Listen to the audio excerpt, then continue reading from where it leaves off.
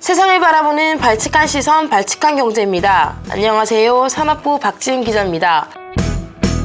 제가 저번 주 라이브 때 하반기 유가 전망에 대해서 조금 말씀드렸었는데요. 내용을 조금 정리해보자면 오펙의 감산 종료, 그러니까 사실상 증산 흐름에도 불구하고 유가가 급격하게 하락할 가능성은 조금 낮다, 이렇게 말씀드렸습니다. 그 이유로는 먼저 오펙 회원국들의 이 생산 능력이 이 증산 계획을 따라오지 못할 수도 있다는 얘기들이 나오고 있습니다. 실제로 과거에도 그런 흐름을 좀 보였었고요. 그 이유로는 아무래도 2014년 이쯤부터 시작됐던 저유가 때문에 사실상 시추 시설이라든지 이런 거에 대한 투자가 활발하게 일어나지 못했습니다. 특히나 이제 탈탄소 이런 흐름과 합쳐지면서 이런 것들에 대한 위축은 더욱 좀 심해졌었는데요.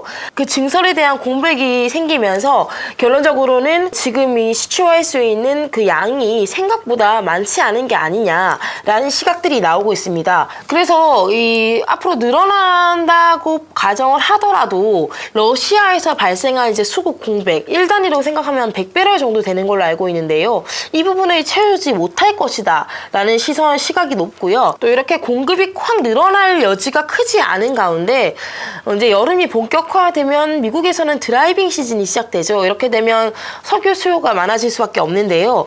그렇기 때문에 지금 대략적인 범위를 최저 90불에서 한 110불 사이로 보고 있는 것 같습니다. 이렇게 제가 하반기 전망을 해드렸는데요.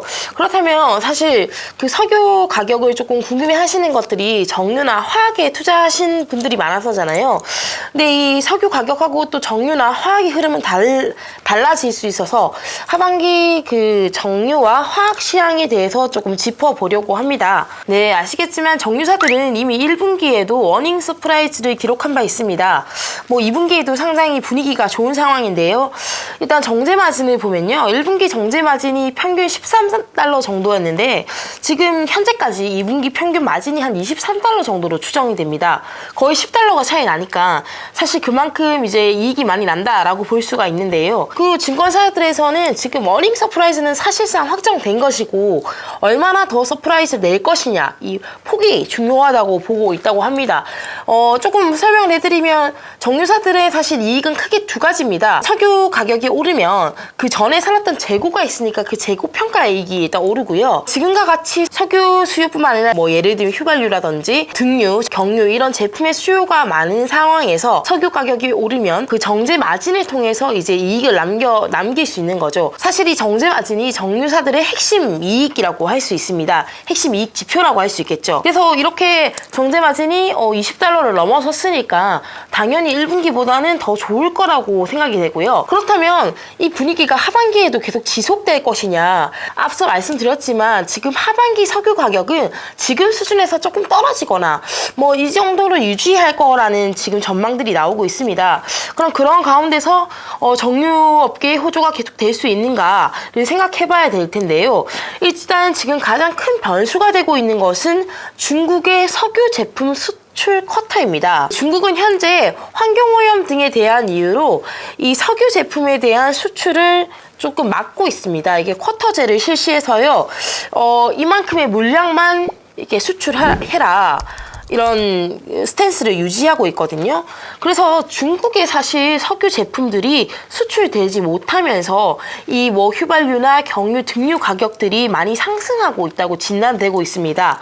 사실 중국의 석유 제품 수출이 한 20%, 18% 정도 되는 걸로 알고 있습니다. 미국에 이어서 두 번째로, 미국이 한 18%, 마찬가지로 한 18% 되거든요. 근데 두 나라가 양대 산맥인데 지금 아시다시피 이제 유럽이 되게 그 에너지 수급으로 힘들다 보니까 미국에서는 유럽향 제품을 많이 늘리고 있는 상황이고요. 이런 가운데 중국은 사실 수출 쿼터제를 실시하고 있기 때문에 그 수출 물량이 많지가 않은 상황입니다. 이렇게 공급이 원활하지 않다 보니까 당연히 수요가 정지가 돼 있더라고 하더라도 어쩔 수 없이 가격이 오를 수밖에 없는 상황이겠죠. 일단 작년 기준으로 해서 중국의 지금 수출 쿼터를 좀 보시자면 총 3,550만 톤이었다고 합니다. 이게 2020년 대비해서 40% 줄어들었다고 하는데요. 그러니까 중국이 뭐 100 정도의 석유 제품을 팔고 있었는데 작년에는 60 정도밖에 안 내놓은 겁니다. 그래서 이런 쿼터제가 계속 될 것인가에 대한 이슈가 있는데요. 일단 올해 1월에도 수출 쿼터를 발표했습니다. 이게 1,300만 톤이었는데 이건 작년 대비 56%나 또 줄어든 수치죠. 이제 추가적으로 빠른 시일 내로 이제 중국이 수출 쿼터를 좀 새롭게 더 부과할 수 있다는 얘기가 나오고 있습니다. 지금 일단 중국은 자국 내에 생각보다 쌓인 재고가 좀 많다고 합니다. 아시겠지만 봉쇄 영향이 조금 있었고요. 그렇다 보니까 수요는 많은 상태인데 이거를 수출을 할 수 없으니까 중국 기업 입장에서는 되게 불리한 상황인 거죠. 그래서 중국이 사실 수출을 늘릴 수 있다는 시각도 나오고 있습니다.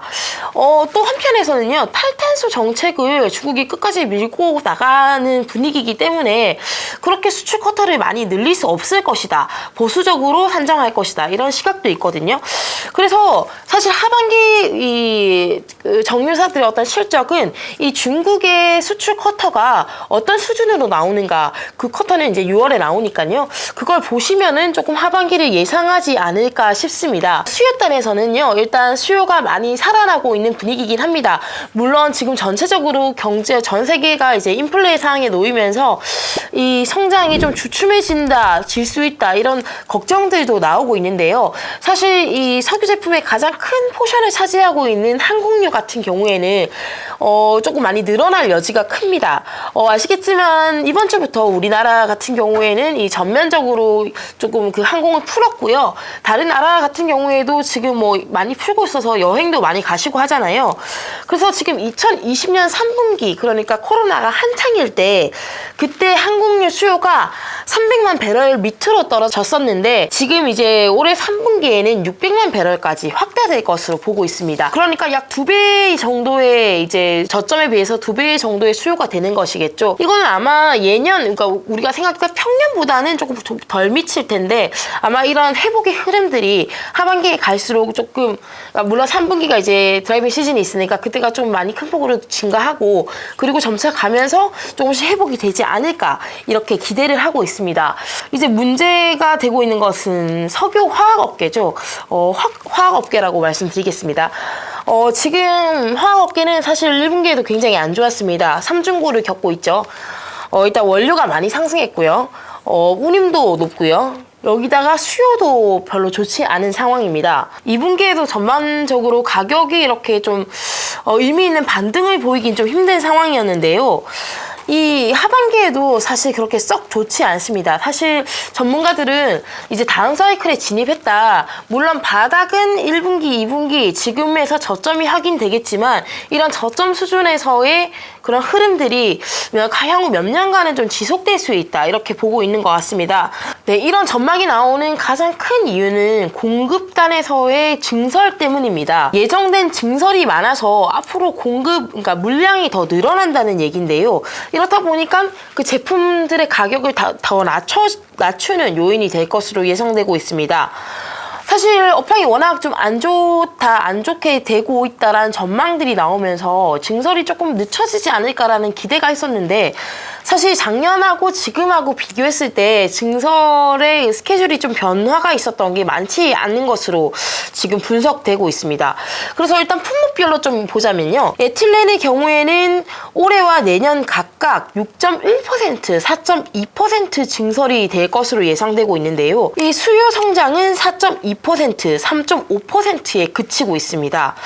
공급량이 훨씬 많아지는 거죠. 폴리에틸렌은 올해 7.7% 증설이 예상되고 있는데요. 수요 증가는 5.1%에 그칠 것으로 보이고요. 내년에도 역시 4.7%의 증설이 있는데 순수요 증가가 3.9%에 불과하다고 보여지고 있습니다.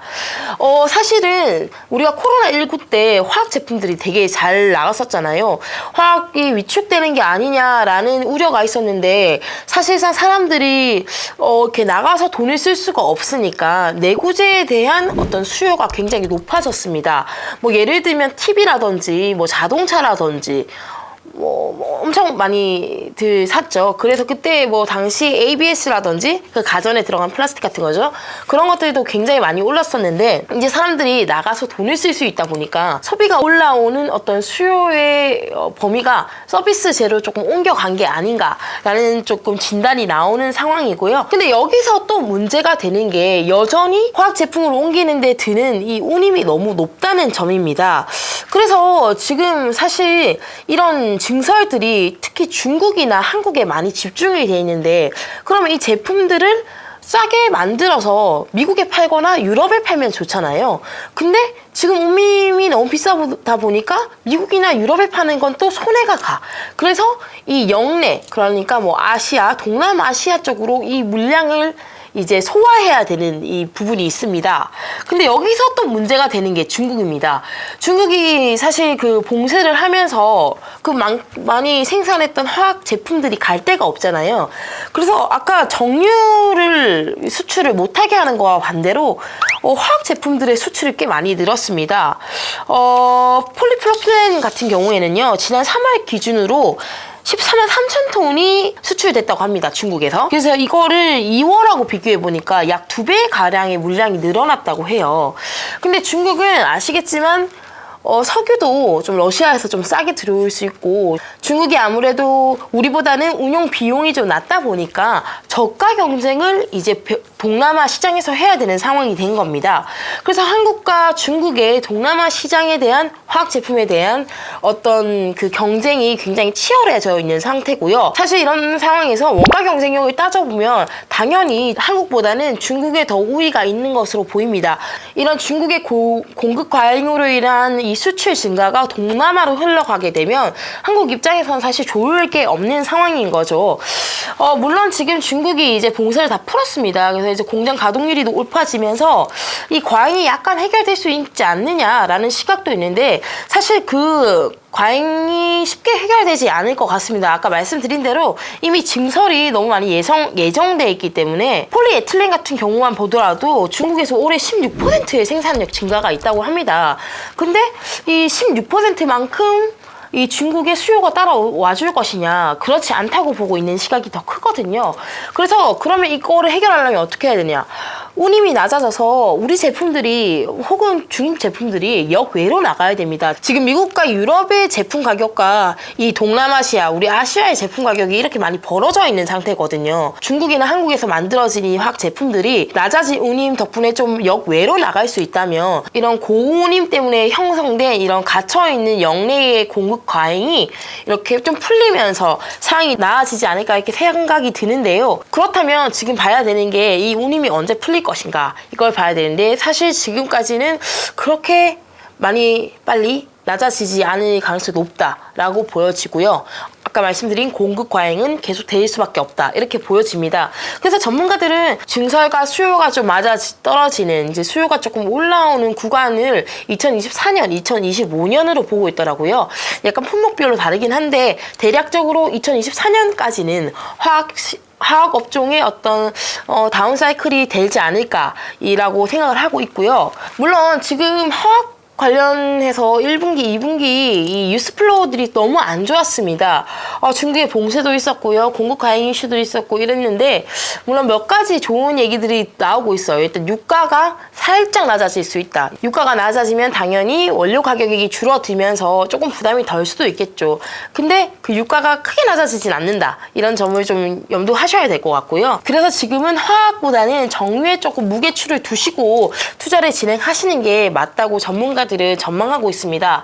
뭐 아시겠지만 화학 제품은 워낙 이렇게 많잖아요. 제품이 많은데 그 중에서도 몇 가지 제품들은 그래도 수요단이 좀 탄탄하게 형성되고 있는 게 있습니다. 대표적인 것들이 가성소다, PVC, 그리고 부타디엔 정도가 있는데요. 이 세 종목 새 품목을 좀 중점적으로 하는 회사들은 조금 그나마 실적 방어가 가능할 것 같고요. 전쟁으로 인해서 이 유가 상황이 계속 고유가로 가다 보니까 이와 관련된 업종들도 뭐 다양한 변수들이 많이 생기고 있는 것 같습니다. 그러나 큰 흐름에서는 이 석유 가격이 크게 떨어지지 않는다. 그렇기 때문에 원료를 삼는 업체들은 조금 힘들 것이다라는 게 계속 계속 유지될 것 같고요. 뭐 무엇보다 지금 뭐 다들 이 소비도 좀 많이 위축이 되고 워낙 물가가 높다 보니까 이런 상황인데 이런 것들이 좀 해결되려면 어떤 지정학적 이슈들도 좀 해결이 돼야 될 텐데 그게 쉽사리 해결되지 못하는 모습을 보이고 있어서 화학이나 이런 쪽들 특히 조금 그러니까 시장 상황에 영향을 많이 받는 이런 업종들에 대해서는 조금 보수적인 태도를 가져가야 되는 게 아닌가라는 생각도 드네요. 지금까지 저는 산업부 박지은 기자였고요. 앞으로도 또 재밌는 얘기 준비해서 들려드리도록 하겠습니다. 지금까지 발칙한 경제였습니다.